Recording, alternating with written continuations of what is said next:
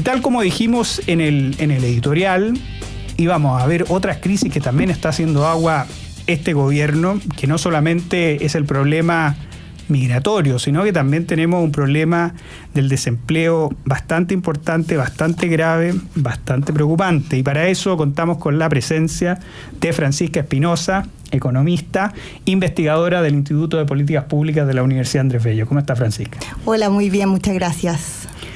El que fue el economista del año, ¿no es cierto? Cristian Bravo ya nos ha venido advirtiendo desde el año pasado que de verdad tenemos una tormenta, un problema en el mercado laboral, una tormenta del desempleo que se nos viene en ciernes, que también ha estado bastante oculta y que no se le ha dado mucha importancia.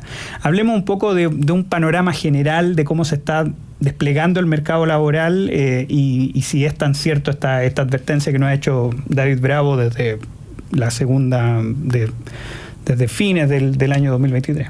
Sí, como tú bien dices, esta es un problema que se viene presentando obviamente desde la pandemia, que no se ha logrado recuperar y que no se le ha dado la visibilidad que necesita. Actualmente estamos con una tasa de desempleo de 8,5%. 854.000 personas se encuentran sin empleo y están buscando, no logran encontrar. Y para hacer un punto acá, siento que las estadísticas tradicionales como la tasa de desempleo no logra reflejar completamente el problema que estamos experimentando en el empleo.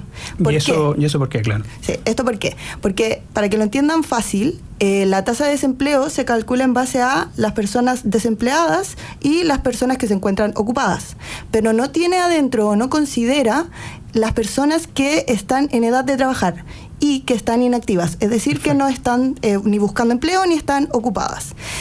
Una estadística que sí nos muestra esto es la tasa de ocupación. La tasa de ocupación sí, debido a que se calcula en base a la población en edad de trabajar, sí contiene este aumento en esta población. Y si nosotros quisiéramos comparar la tasa de ocupación hoy día, que es de 57%, contra la que teníamos, por ejemplo, en noviembre de 2018, en ese tiempo era de 59%.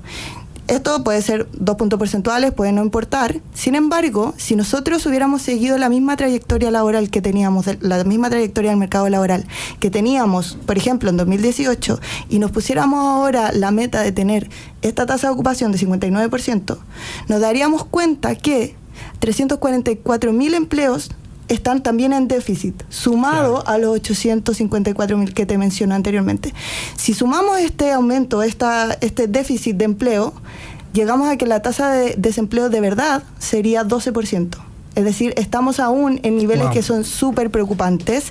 Y como tú bien dices, a nivel general no se le ha dado la importancia que merece y que necesita. Incluso el INE ha llegado a decir que probablemente estamos en una transición hacia una tasa de desempleo estructural mucho más alta que lo que teníamos antes en 2018-2017.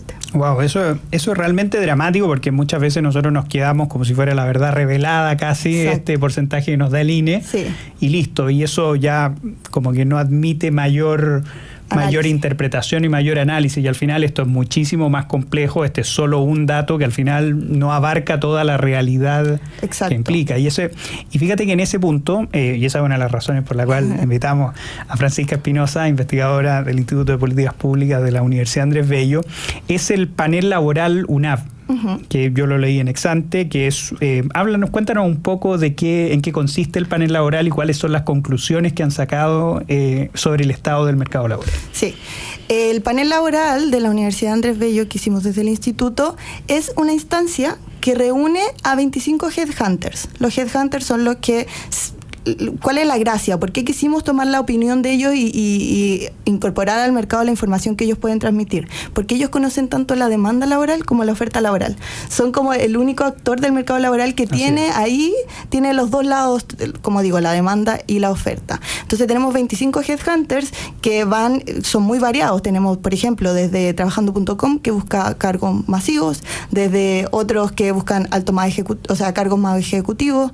Tenemos First Job, que busca el empleo, los primeros empleos para las personas, y quisimos empezar como a preguntarles su opinión y lo que ellos veían, ya que ellos están ahí constantemente en el mercado laboral. Entonces les hacemos una encuesta mensual, hemos abarcado distintas temáticas, inteligencia artificial, obviamente el deterioro del empleo, habilidades transversales, distintas temáticas, y la última encuesta que hicimos la enfocamos en la proyección del mercado laboral para el 2024. En general, ¿qué nos dicen ellos? Esto va a ser súper entendible por las personas que nos están oyendo. Le preguntamos primero, póngale una nota al mercado laboral actualmente. Y ellos nos dijeron de 1 a 7 que el mercado laboral se encuentra en nota 4. Wow, ahí, raspando la repitencia. Exacto, entonces esto es súper importante porque no es un rojo, pero tampoco es un estado bueno. Entonces esto ya nos dice, oigan, preocupémonos del mercado laboral, y porque básicamente es lo que lleva ingresos a la familia. Después también nos dimos cuenta, les preguntamos sobre cuáles eran las razones por las que el empleo estaba tan deteriorado, y ellos nos comentaban que hay 3 puntos principales, que esto nos comentaron ahora y nos comentaron a lo largo de todas las encuestas del año 2023. Primero, incertidumbre. Hay una incertidumbre muy grande en la economía que no permite que las empresas tomen decisiones de inversión, de proyectos nuevos. Luego, son las políticas que están encareciendo en la mano de obra. Así es. Y eso es, lo hemos visto, todos hemos hablado de eso. Si nos vamos a los estudios que han calculado, por ejemplo, el aumento del costo de la mano de obra por hora, de la ley de 40 horas, del salario mínimo a 500.000 pesos, ha aumentado entonces el costo de la mano de obra, y esto obviamente desincentiva la contratación, genera que las empresas tengan que desvincular a colaboradores, etcétera. Y el tercer punto es que la economía, obviamente, debido a las políticas del Banco Central para manejar la inflación, la economía estaba muy deteriorada y obviamente estaba muy parada. Entonces, esto de nuevo no incentivaba a las empresas a llevar nuevos proyectos de inversión. Exactamente, Francisca, y eso tú ya lo comentabas, obviamente tenemos, y esto es lo que señalan en el panel laboral, que este año es muy desafiante también, no solo por los problemas económicos que estamos sufriendo, y que muy bien lo señaló hoy día Klaus Schmidt-Hebel en su columna en el Mercurio con su tablita. Para todos los que están viendo una tablita que hace una comparación realmente muy poco favorable para el gobierno, viene de una columna de Klaus Schmidt-Hebel que está en Economía y Negocio del Mercurio, para que le echen un vistazo y la lean. Pero en relación a eso y al escenario económico, que no es muy halagüeño, también nos estamos dando cuenta que hay ciertas reformas laborales o ciertas normas que, como tú muy bien dijiste, están encareciendo el mercado laboral. Por ejemplo, la ley de 40 horas que vamos a pasar en este año de 45 a 44 horas. Exacto. ¿Cierto? También que en julio se va a aumentar el salario mínimo a 500.000 pesos. Exacto. Y además, si esto lo consideramos en relación con la reforma de pensiones, que también va a tener un gran efecto en el mercado laboral, recomiendo una columna de María Teresa Vial de la Cámara de Comercio de Santiago sobre, ella misma dice, avanzar en pensiones sin deteriorar el mercado laboral. Cuéntanos un poco también de los costos que generan estas normativas que muchas veces se hacen en política, se anuncian como si no tuvieran ningún costo y solamente beneficiarían a las personas, pero tienen efectos bastante importantes en el mercado laboral. Tienen efectos muy importantes. De esto también incluso le preguntamos a los headhunters que están en el panel laboral, y ellos siempre fueron muy enfáticos en que esto sí iba a generar, en su mayoría, todos concordaban con eso, que esto sí iba a generar efecto en el mercado laboral. Y esos efectos ya se pueden incluso estar viendo un poco ahora, porque las empresas obviamente tienen que proyectar lo que sus proyectos de inversión, las personas que van a su masa laboral, etcétera. Entonces eso ya se está viendo ahora. Ellos nos comentaban que muchas veces las contrataciones actuales estaban siendo o reemplazos o puestos que se fusionaban para tener menos costo de mano de obra, y se desvinculaban a 2 personas, por ejemplo. Entonces, obviamente generan costos, y acá hay que hacer un punto súper importante. Se ha comentado que ya el impacto puede no ser tan fuerte, por ejemplo, para las pymes, ¿cierto? El problema es que en 2020, porque actualmente hay un subsidio para las pymes, claro, para que ellas puedan, se subsidia el aumento del salario mínimo para estas pymes. Pero el problema es que el 2025, ya en abril de 2025, este subsidio se supone, entre comillas, porque es muy difícil quitar un subsidio, pero se supone que se va a eliminar. Entonces, ¿qué va a pasar ahí? O sea, ahí las pymes, claro, y esto es a ver, uno sabe que hay ciertas políticas que son súper importantes hacer y son necesarias, obviamente, aumentar el salario mínimo es necesario. Sin embargo, querer apurar las cosas sin pensar en las consecuencias que van a tener. Por ejemplo, en este caso, el aumento de 500.000 pesos fue, de cierta manera, una alza apresurada. Uno podría haber hecho esto sin tener efectos tan fuertes en el mercado laboral, pero se quiso hacer de esta manera tan rápida para poder quizás tener salida política, y esto obviamente afecta al mercado laboral. Y esto es peor para las personas de menor calificación. Recordemos eso, esto no afecta a las personas que están más calificadas o que tienen los mejores puestos laborales. Claro, y ahí es donde uno se da cuenta de que también en la discusión política hay un cierto problema para... Es decir, cuesta mucho en estas reformas laborales señalar cuáles son los costos. Es decir, que todas estas reformas no salen gratis y yo creo que ese resulta ser uno de los grandes problemas. ¿Por qué? Porque obviamente a cualquier político le gustaría decir y ser el rostro que termina diciendo yo fui el que aumentó el sueldo mínimo a 500.000 pesos o yo fui el que redujo la jornada laboral. Es decir, todos quieren eso. Exacto. Pero al final también no nos damos cuenta de los costos que al final son bastante relevantes y siempre el hilo se corta por lo más delgado. Siempre terminan pagando los empleados menos calificados, también terminan pagando los más jóvenes, los que quieren ingresar al mercado laboral, lo pagan las mujeres también, porque al final todavía nosotros vivimos en una legislación laboral del siglo XX, de principios del siglo XX, que casi solamente los hombres trabajaban y solamente está pensado así el mercado laboral y no tiene ningún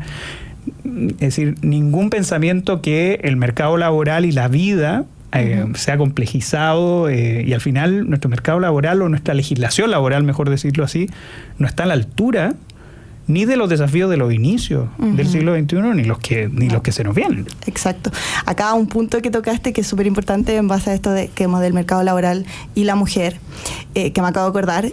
También en esta proyección del 2024 del panel laboral nosotros preguntamos qué iba a pasar con la jornada laboral, con esto de que se puede trabajar online, 100% presencial, 100% online o híbrido, y ellos nos comentaban en base a lo que ellos ven actualmente en el mercado laboral que que las empresas están haciendo todos los esfuerzos por volver a la jornada 100% presencial. Y acá tenemos que empezar a pensar cómo esto va a afectar a las mujeres, porque hay muchas mujeres que actualmente están pudiendo conciliar la vida laboral y la vida familiar en base a jornadas que son híbridas.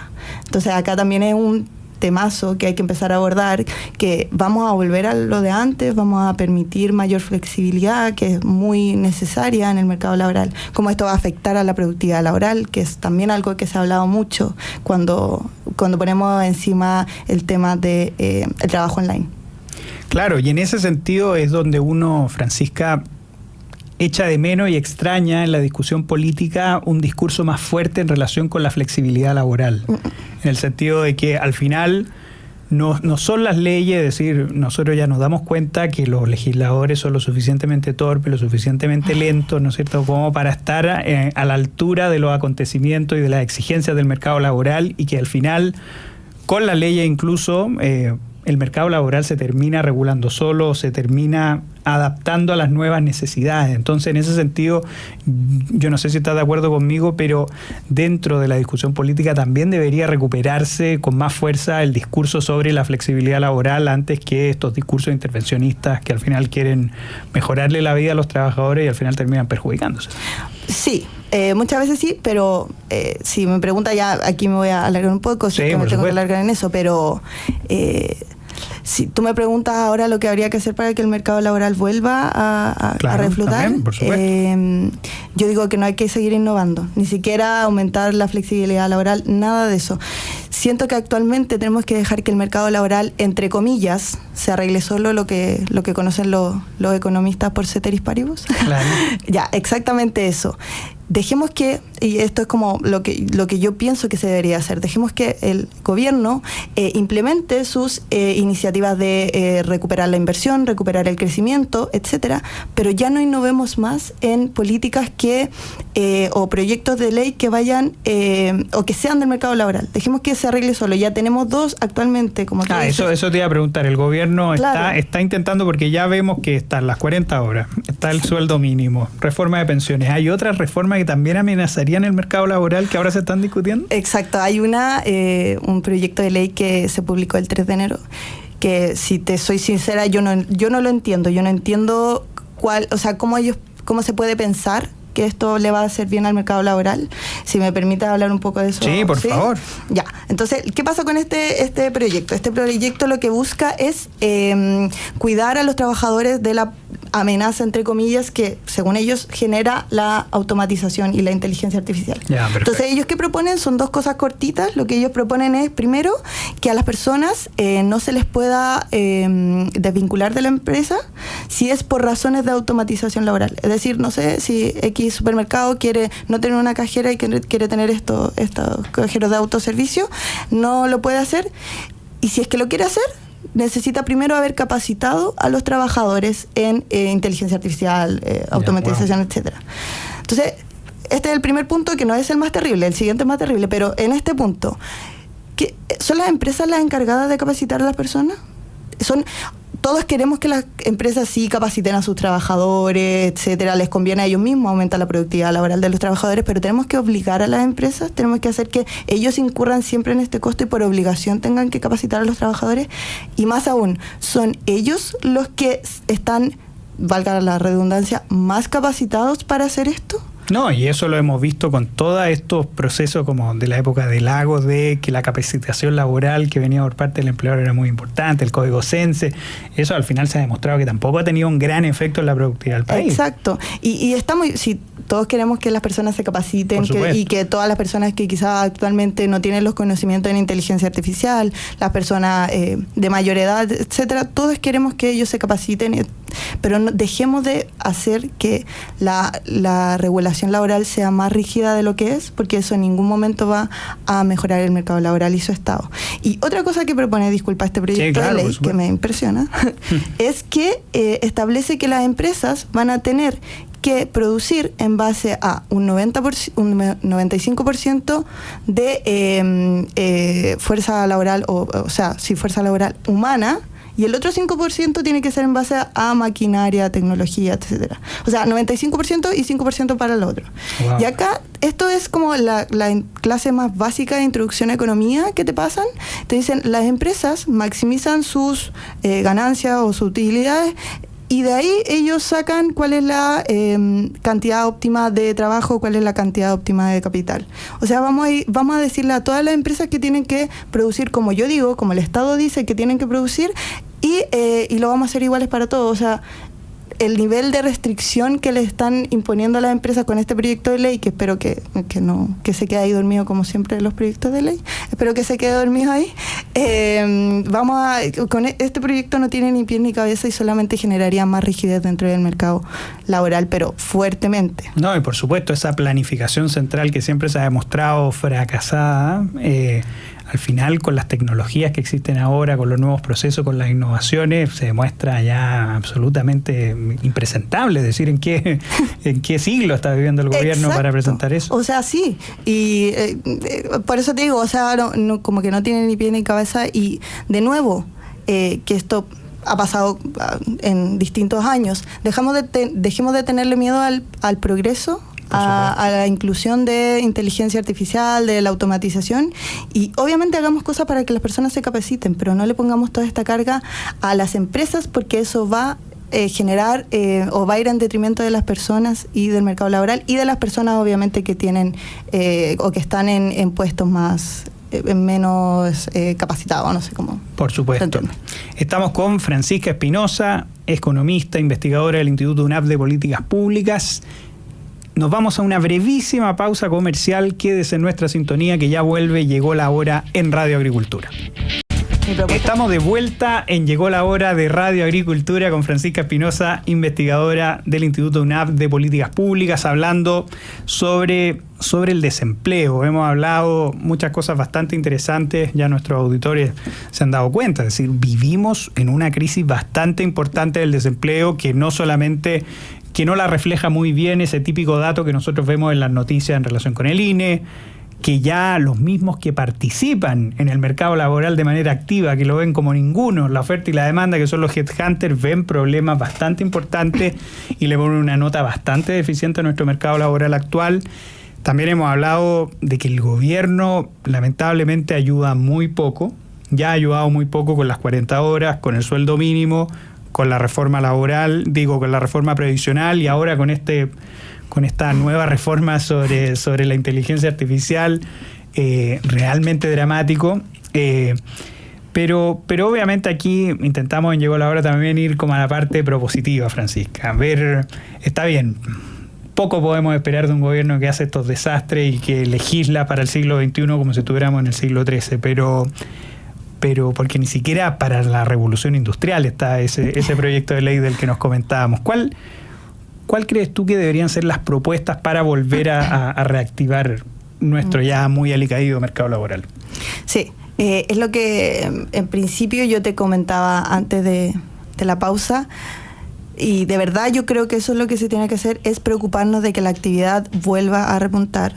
Tampoco le podemos pedir, y si soy súper sincera contigo, tampoco le podemos pedir a este gobierno que vuelva a crecer a los niveles que crecíamos, no sé, a principios de los 2000 o antes de eso, ¿ya? Porque el crecimiento de nuestra economía ha ido decreciendo y eso ha pasado, no es solamente responsabilidad de este gobierno y salimos veniendo de una pandemia, así que tampoco hay que ser creyentes de que solamente el bajo crecimiento es responsabilidad de este gobierno, sí, siendo súper sincera en ese punto. Pero sí creo que este gobierno tiene la responsabilidad grande de tomarse en serio las nuevas políticas que generen incentivos a la inversión y, como te dije delante, de verdad yo creo que ellos no tienen que innovar en el mercado laboral. Por eso, como te decía, actualmente el empleo está en una situación preocupante.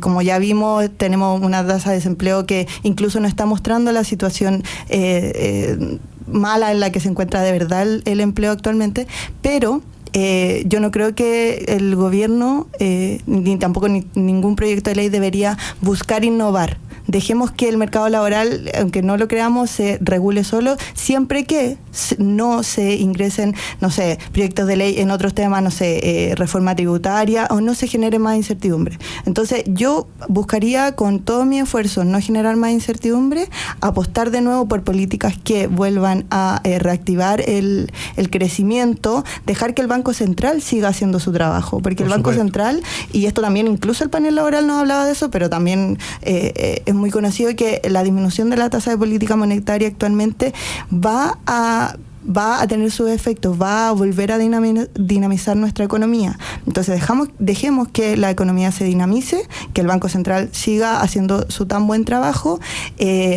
dejemos que el gobierno siga implementando o siga buscando hacer sus políticas pro inversión, que ojalá sí lleguen a algo, que no sea una mesa y que no se haga nada, como ha pasado con distintas temáticas hasta educación, pero dejemos que el mercado laboral se regule solo, entre comillas, siempre que no se generen nuevos focos de incertidumbre. Exactamente. Francisca Espinosa, economista, investigadora del Instituto UNAP de Políticas Públicas, muchas gracias por haber estado en Llegó la Hora. Muchas gracias a ti.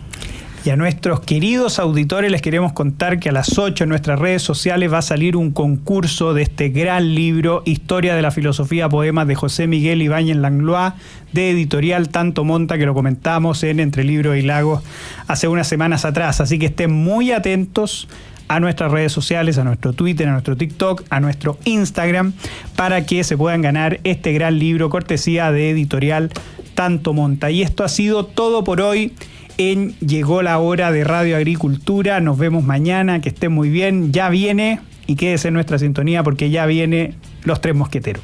Que estén muy bien.